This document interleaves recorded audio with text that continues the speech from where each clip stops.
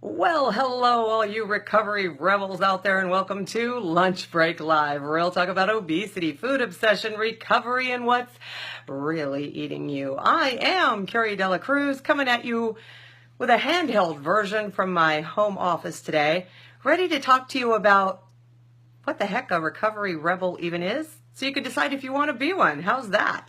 So before I launch into that, you should probably know just what kind of a rebel I am. Well, let's see. Let me tell you about it. I'm a 2007 gastric bypass post-op, living life in recovery from obesity and obsessive food compulsion as twice the woman and half the body. I guess you could say I'm a rebel with a cause. Yep, that's me. So I got to find out about you. That's what I always do on the show. And of course, since I'm not hands-free today, I'm going to be doing a little bit of juggling. I'm going to try not to smack my leg because I know that always makes a lot of noise. And I'm going to try not to jiggle a whole lot. But at least the background is a little more colorful than usual, right? Or maybe my hair blends into my desk. I don't know. Anyway, let me see who is here. Put the glasses on for that part of the show. Let's see. Welcome, welcome. Hey, Dave. I'm really glad that you're here. And Jody and Violet. And you know who I don't see? Hey, Steve, welcome. I'm really glad you're here. You know who I don't see is my mom. Hey, Sarah. How are you?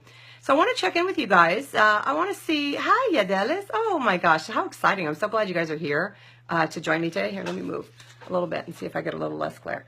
All right. That's not bad. Where's my mom? That's so weird. I was just talking to her. Maybe she decided to take a shower in the middle of the show. I don't know.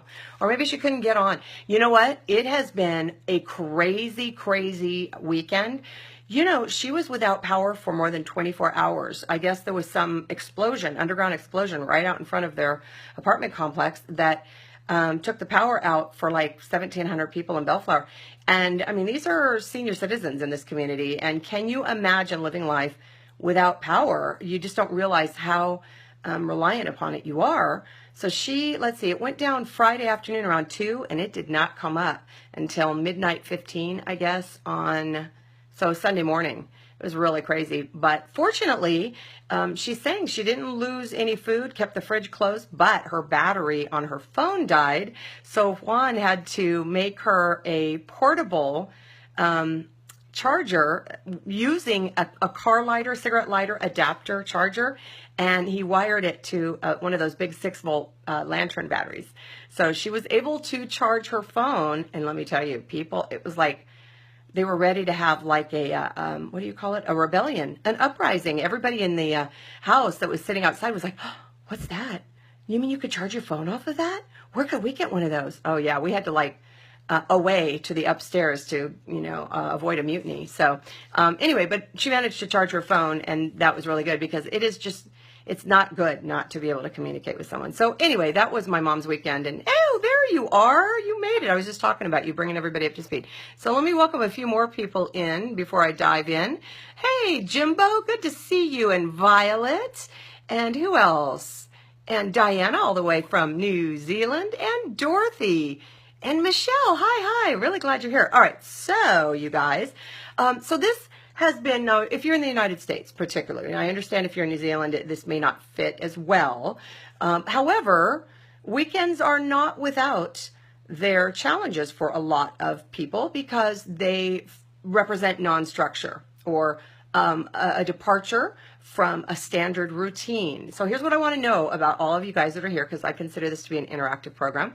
I want to know, for those of you, especially on what we would consider a holiday weekend, even though the holiday does not happen until tomorrow, a lot of people had barbecues or, trips to the park or the beach this weekend. So I want to know what you guys did to stand up to your obesity, or if you're dealing with food obsession or anything like that. What did you do to stand up that you might not have done had you not become a regular viewer of this show and learned that you could be emboldened to stand up against the tyranny of the diseases of obesity and addiction? So let me know what you guys did. Does anybody have anything they want to report where they could say, you know what, this weekend, this is how I stood up to what might have presented itself in the past and I might have given into? Anybody want to share anything? Maybe it was choosing to be active, where you might not ordinarily have been. Maybe you chose to go out and participate in a 5K. Maybe you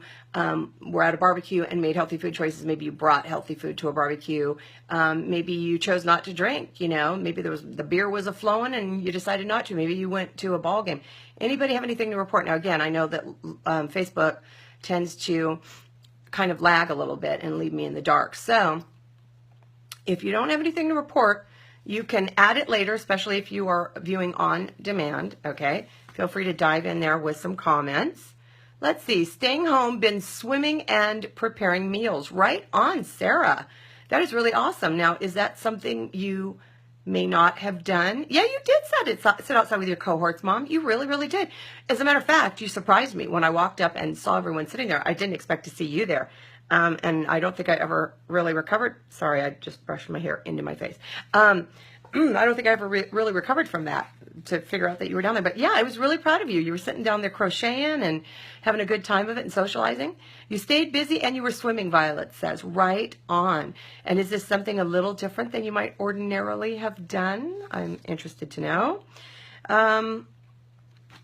How did you show it who's boss? I guess that's what I'm really looking for. I want to know someone who put their hands on their hips and said, I'm not going to take it. So you feel free. Right on, Violet. I'm really, really proud of you. All right, so let's talk a little bit. Now, this whole idea of being a recovery rebel sort of popped up last week when I guess I was being something of a rebel on the live on the 405 in the morning. And, I had entitled it, Uh-oh. And, I was expressing frustration over the fact that so many supposed support groups online tend to resist support in the form of recovery, discussion of recovery, like this program, like discussing the things that we feed that are eating us, right? There's a tremendous amount of resistance where people dig in. They how can I say this? It's like they just dig in and they say, no, we have rules and we're going to be very black and white about it. And those rules are intended to protect people from people who want to sell stuff, So, I understand rules. I understand needing to protect people, but I don't think we want to keep people from gaining access to information that they would not ordinarily be able to access, within what's supposedly a support group. Okay, so I was expressing my frustration about that, and boy, let me tell you, that video, for whatever reason, got more than 1,000 views. And that was just live from the 405. And there were a lot of you that came out and said, you know what? I have actually shared Lunch Break Live in rooms and been unceremoniously asked to leave or kicked out of the support groups for sharing the show. And then you went a little bit further and said, and you know what? I don't care. I'd do it again. I'll share it again, and you had this very, what I would call, rebellious attitude. And I really loved it because I thought, you know what? We do need to stand up to the status quo if it is that the status quo is not helping us. So that is how this whole idea of being a recovery rebel was born. And I love it. I think it's a great movement, And so, but I want to explore it a little bit further and share with you how it is that I define it, how I see it, and then you guys decide if you want to be one, all right? So I made a few notes here. Let's see. Well, first of all, what is a rebel? Now, you know what? There can be negative associations, negative connotations, associated with that word. Obviously, you can find things like being an anarchist, being someone who's subversive, someone who breaks the law. Okay, and that is not what I'm talking about, because there are other ways to define it. Okay, vigilante, things like that. Okay, that's not what we're talking about here. Okay, so let's look at the word. When I define it, it is someone who refuses, resists, defies, or rises up against something like tradition, control, or status quo. Okay? So I'm not talking about breaking laws or being a subversive. I'm talking about defying what the status quo is. If everybody is going one way and you're saying, well, wait a minute, I don't think that's the healthiest way to go, then you, by definition, are being a rebel, okay? And here's some really cool synonyms that go along with it. Are you ready? Rabble-rouser, reformer, advocate, champion, fighter, ringleader, troublemaker, zealot, and mover.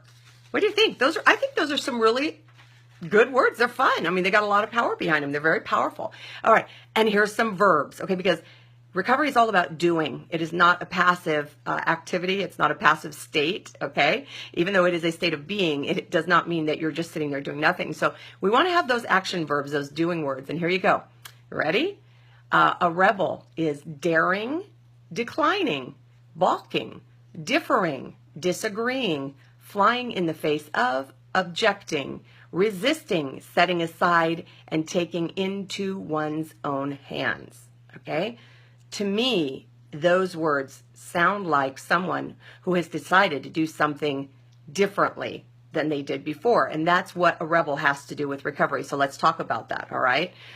Recovery is not something that a lot of people in the bariatric, or weight loss surgery community actually talk about. And of course, that's where I got my start here. And a lot of you support the program as post-ops or pre-ops or supporters of people who are having surgery. So a lot of you have come to this program by way of it being shared within your weight loss surgery community, in your support groups that are willing to share it and things like that, or you know me as being someone who has spoken to this community, all right?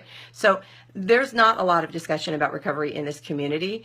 And so I think if you embrace it, if you embrace the stuff that we talk about here on the show, that makes you something of a rebel, and especially if you encourage or rally others to join you, and there's a lot of that going on. Every time you share and you say, I think you should watch this, or you give somebody's name and you say, tune into this, okay? You are, maybe you're inciting, inciting change. But anyway, if you want other people to join you, that's a little bit of a rebel, don't you think? So I'm going to get into some of the ways that it's considered to be on the fringe or extreme. And I think that's so odd to think about something like recovery, where you're taking care of yourself. You're finally taking responsibility and accountability for your behaviors. You're taking charge of your health. You're taking it into your own hands. You stop blaming others for your sickness, for your disease. It's like you own it. You take it on, you own your crap, and you do better. I don't understand how that could be fringe or extreme, but unfortunately it still is. I want to get it mainstream, but oh well, it's going to take time. But first, let me tell you how rebellion looks on me. I think you should know that, all right? Let's see, about 3.5 years ago, I decided to rebel against my food obsession and obesity by writing a formal abstinence list. Now, that was a little over 3.5 years ago, okay? You could call it a list of demands, maybe, all right? A contract of resistance or defiance of the rules, which is like people saying, you can't do that. You can't just ban a food because that will make it forbidden fruit, and then you'll want to have more of it, or then you're going to want to cheat on it or make it a treat, and because you're going to feel like you're being deprived, so you can't do that. That was the attitude that a lot of people had with me. So that, I guess, made me a rebel, because I was in defiance of these supposed rules, okay? But I decided at that time that I would not consume any foods that I added to my own list. I made my own list. Nobody told me what to put on it. I know me. I'm on to me. And I decided I would never eat those things ever again, period. That was my decision, all right? That's what my contract with myself says. It says these are not options if they're on the list, right? So, that was not day one of my recovery, however. Okay, you should know that, because that had actually begun a few years earlier. Maybe it was like the beginning of my refusal to toe the diet line, that diet mentality. I said, no, I'm not going to live my life that way. I'm not going to live my life looking for one fad after another. I'm sorry, keto, paleo, liquid, pouch test, pink drink, whatever it is, all right? If you're offended by that, I'm not going to live my life that way. Atkins, I'm going to eat a healthy diet of foods that my body needs and works well consuming, all right? That was what I decided. So I pushed back on the typical mentality that people had, and especially on my urge to binge. I was talking to my friend Laura Van Tile the other day, and we were talking about our recoveries and our journeys. And, and she said, well, she was talking of herself saying, I'm pretty compliant, she said. And so are you. And maybe you aren't like a lot of the other people out there. And I said, compliant? She said, well, yeah, you've never, really dealt with plateaus or, radical regains and the like. And I said, well, you're right. I didn't have plateaus, but I had some regain, but it was a bounce back to what I would call more of a healthy weight. And then I surpassed that and came back. So I've kind of been hanging out what I call a healthy weight for my body that I can maintain and manage in a healthy weight. Okay. I said, but no. I was not always compliant. No, I found ways to white knuckle it, to binge my way through, but not push so hard that I would regain all of my weight. I wasn't going to give up. I was going to work too hard. But no, I was not compliant. I found all kinds of ways to be compliantly non-compliant so that no one would see it on me, okay? And that wasn't good. So that was before I was in recovery. All right, let's see here. So, but that day in 2013 when I did my list, I drew a line in the sand, all right? I took up arms against my obsession, and that's exactly what it was. It was a food obsession, and I told it I was in charge now.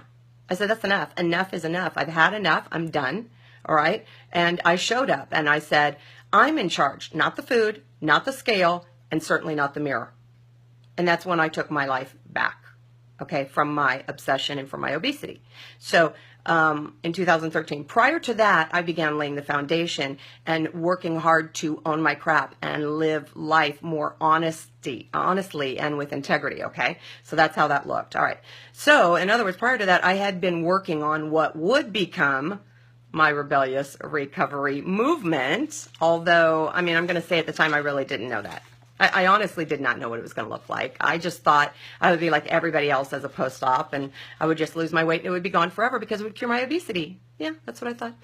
But I needed counseling, and I had a lot of counseling and support. And guess what? I found my strength and my courage and my honesty and my voice. I did. And I had a strong voice. I wasn't going to be shaky about the things I was going to say. And so today, I find myself beating the recovery drum here on the show every single day. And maybe I'm something of a leader because I am beckoning all of you guys out there, anybody who will listen and hear me, to grab hold of your life, join the cause, what I'm calling the cause of freedom from the tyranny of obesity, addiction, and obsession. I think you guys will agree with me. It's a tyrannical ruler.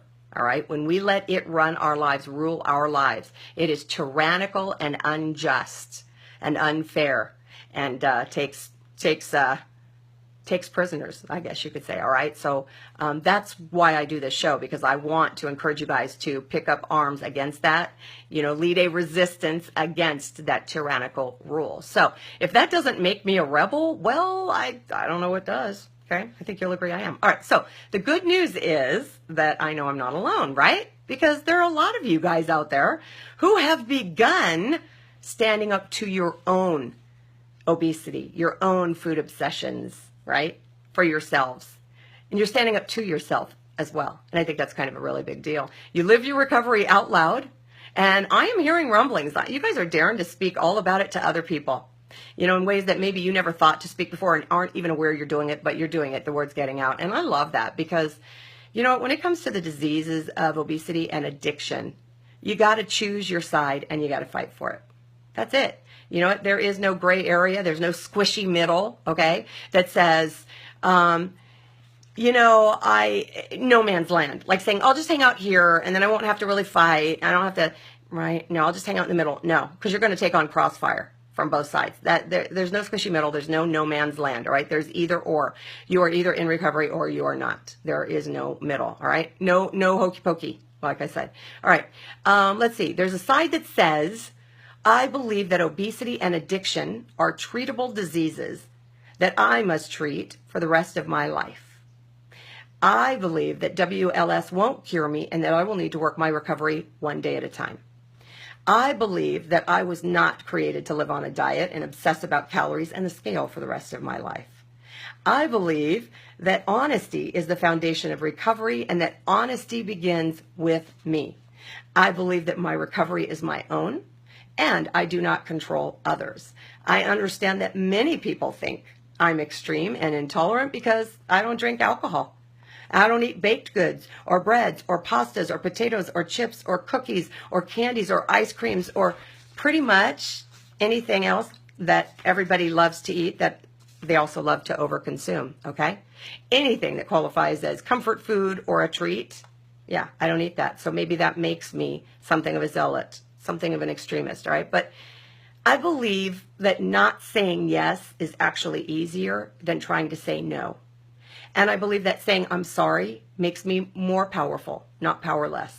And I believe that I must keep my eyes on my own paper and take care of myself and be the best version of me that I can be so that others maybe could be attracted to that and choose recovery for themselves. That's my job.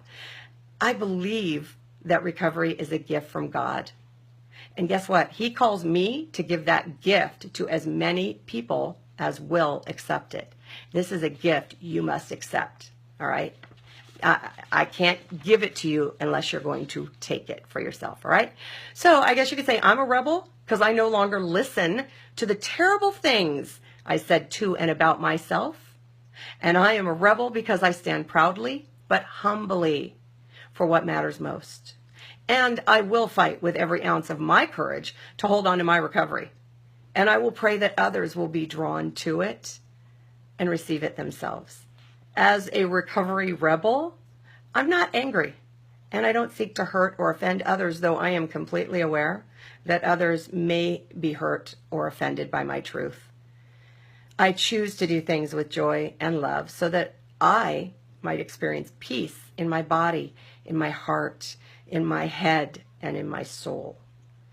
I am a rebel with a cause, and I am doing things I totally never imagined, never believed I could do, should do, or would do.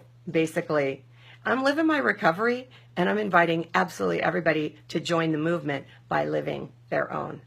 So that really is my statement, my reformation statement, if you will. That is my call to arms for all of you, that if you want that for your own lives, if you are tired living with the tyranny of obesity and obsession with food, addiction to food, compulsive eating, compulsive and impulsive behaviors that are unhealthy, like shopping, right? Not saying no, right, to things because you chose to say yes. Stuff like that, okay? If you believe that, I want you to join me. This is a movement. This is, I guess we're rising up, but we're not rising up against anybody else. We're rising up against ourselves and our unhealthiest version of ourselves so that we can be the better version of ourselves, and we're going to stand tall, all right? So if you guys want that with me, that is how I would define a recovery rebel. And if you want to be that person with me, I am going to be creating a t-shirt. I've decided. You guys seemed pretty excited about it. I created a design that I put out there on my wall and got some good feedback, some very positive feedback. And what I want to do is, I know there's discussion about a lot of us wanting to cover our arms, having longer sleeves, but I've decided that the men's cut will afford a longer sleeve than the women's cut tees. And we kind of do want to stay in order to get the best pricing on the shirts, because I can't order hundreds of them at this point because I have to pay for them up front, all right? I could take pre-orders from you guys at some point. I'm going to confirm the pricing, but they're going to be black tees. At this point, they look like men's V-neck tees. But if I can get some scoop necks in there, because I think there might be plenty of men out there that would prefer a scoop neck, if I can do a mixture of that, and even women who prefer a scoop neck, what I will do is I will solidify it. I will let you know how many I got to order and what sizes will be available. They go all the way up to 3XL. All right. And since they're men's shirts, the small often fits more like a lady's medium. Okay. So I'm going to do that. I'm looking for a target price of about $25. And they're going to be black with red and white high quality silkscreen printing on them. So if you guys want to join the movement and be a proud recovery rebel, watch for that announcement on my wall where you will be able to place your orders.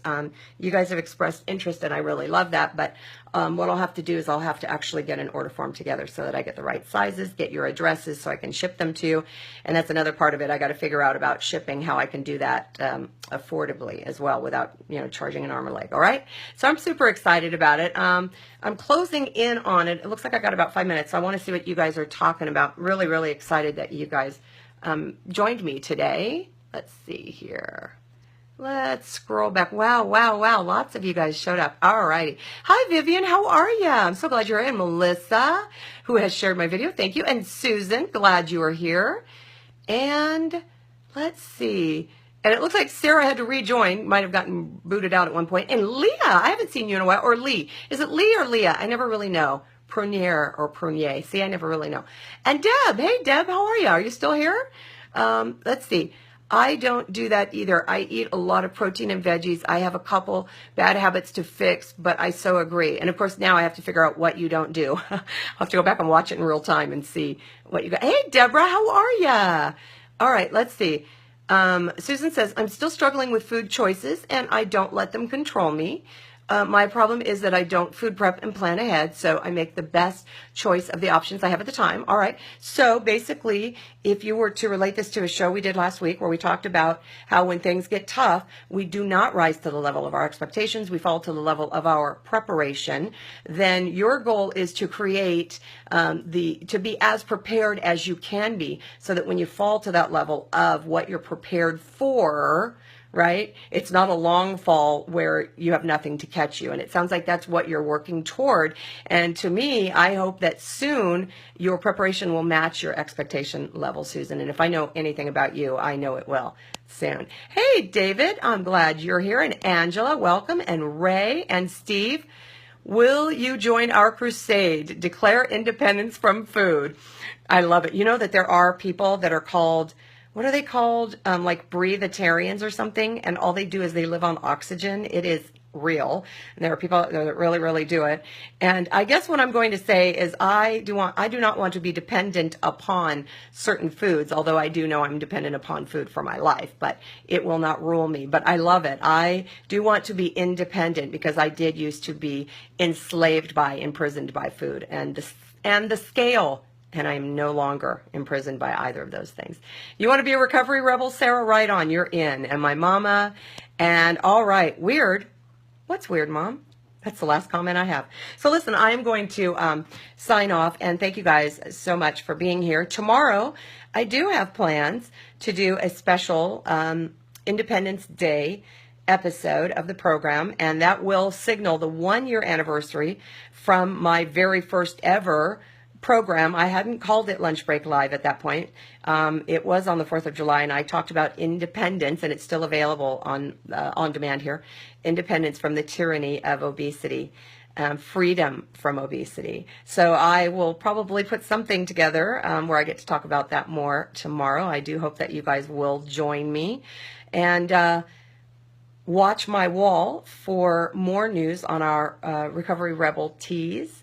And feel free to, you can see there's a couple postings there if you want to just chime in and let me know for sure that you would be interested in having one. Because again, I do have a minimum order quantity I got to meet in order to make this happen. It's looking like 25 is my minimum order quantity in order to make it affordable. So I'm super excited about it. And then of course, once you get your tea, you're going to have to take a picture of yourself doing amazing, rebellious recovery things, right? Just showing the world, zip lining, climbing wall, kayaking, you know, whatever it is. I'm really excited for you to join the movement. All right, guys? So listen, I'm going to sign off and remind you all to have courage, seek peace, embrace joy, and above all, rebelliously live your recovery. Remember, you can't stop feeding what's eating you if you don't know what's eating you. I'll see you guys tomorrow. Thanks so much for being here. Share the show. Bye.